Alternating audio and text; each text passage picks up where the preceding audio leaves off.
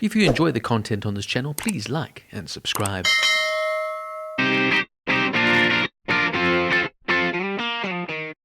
The Usual Suspects is a 1995 crime thriller film directed by Bryan Singer and written by Christopher McQuarrie.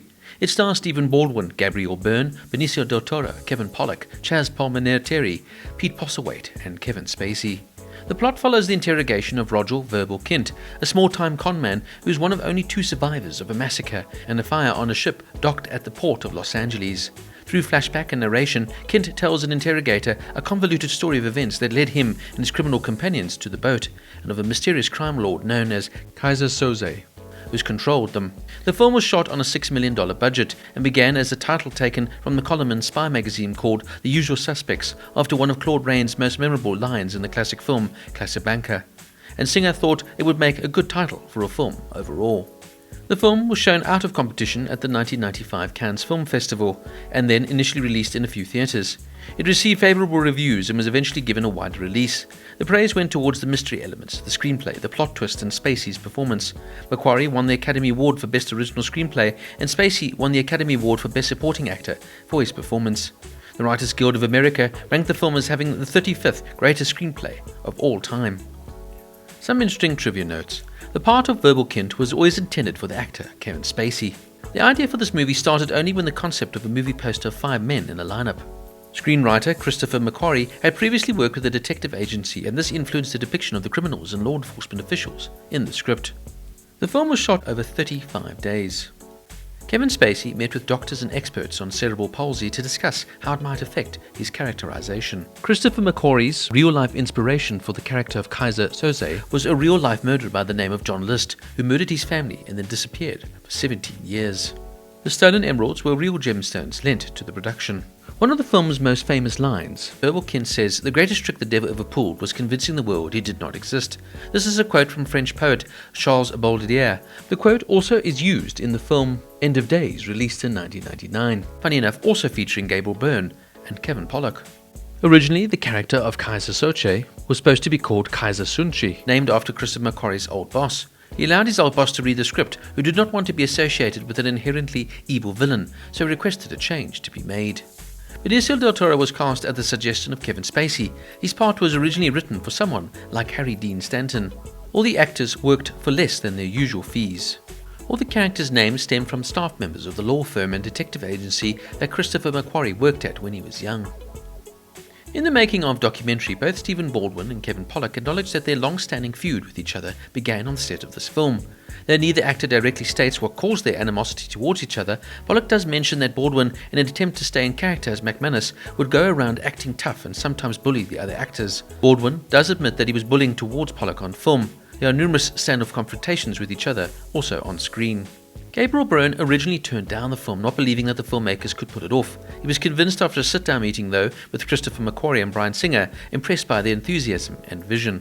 As the start date approached, Byrne then once again backed out. He was undergoing personal issues at the time and unable to leave Los Angeles. Consequently, Singer reshuffled the schedule so that the entire film could be made in LA. Michael Biehn was asked to audition for the role of McManus, but passed on the offer because he found the script just too confusing. Biehn would later admit that he made a huge mistake. The role of Kujane was initially written with Chazz Palminteri in mind. When he proved unavailable, the role was then offered to Christopher Walken, Clark Gregg, Robert De Niro, and even Al Pacino, the latter being rather interested in playing the part. Pacino then decided against it, as he just played a cop in the film Heat, released in '95 as well. When Chazz Palminteri finally became available, it was only for a week. Clark Gregg ended up playing the part of Dr. Walters. Kevin Spacey said he had to read the script twice when he first received it to make sure he fully understood it. McQuarrie has repeatedly said that he got the idea for the film while standing in the cinema lineup. In December of 2017, amid a flood of sexual misconduct allegations against Kevin Spacey, Gabriel Byrne said that at one point during shooting, production was shut down for 2 days because Spacey made unwanted sexual advances towards a younger actor.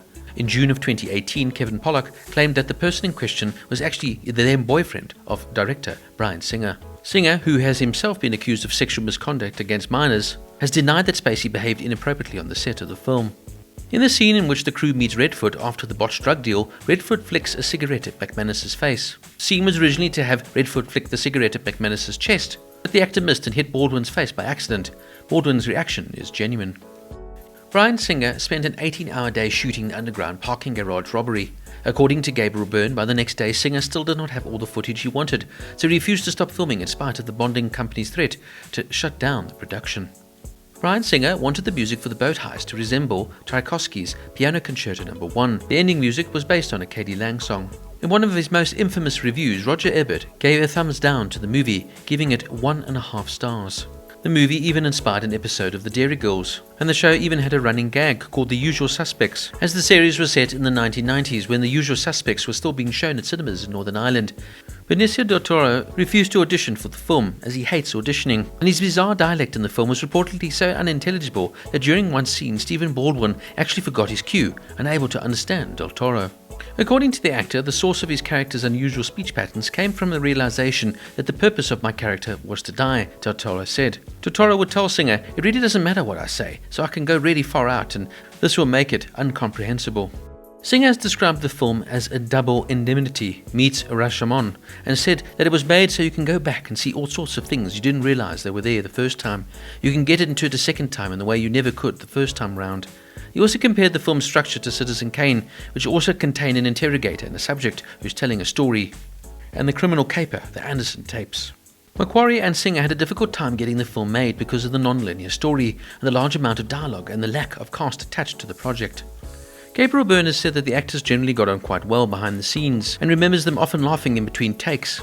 Spacey also said the hardest part was not laughing through the takes, with Baldwin and Pollak being the worst culprits. Their goal was to get the usually serious Byrne to crack up. Eventually, Bryan Singer got so frustrated that he scolded the 5 actors. Now, I finally got around to watching The Usual Suspects, and while it is a very enjoyable film, I couldn't help but feel it didn't quite live up to the hype. The plot was engaging and had some great twists and turns, but it wasn't as mind-blowing as I had expected it. The one standout feature has to be, of course, the wonderful Kevin Spacey. Controversy aside, this man can act, and he turns out a fantastic performance here in this film. Del Toro turns out an interesting performance here, although I can't say I quite like the idea of him using such an incomprehensible way of talking. Gabriel Byrne turns out a good performance, as does Stephen Baldwin and Kevin Pollak. The direction is competent but nothing special, and the pacing is well balanced, but the tension was palpable at times, but it didn't really blow me away.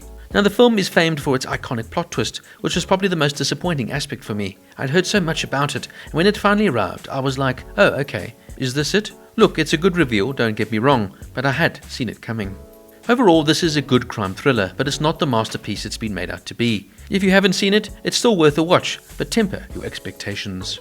And one thing I also found quite annoying was the score. It just seemed to be overpowering at times. With its engaging plot, solid cast, and well-balanced pacing, but yet not as mind-blowing as it expected, and maybe sometimes one-dimensional characters with a predictable twist. I really do in many ways feel that the film is held up by a fantastic performance here from Kevin Spacey.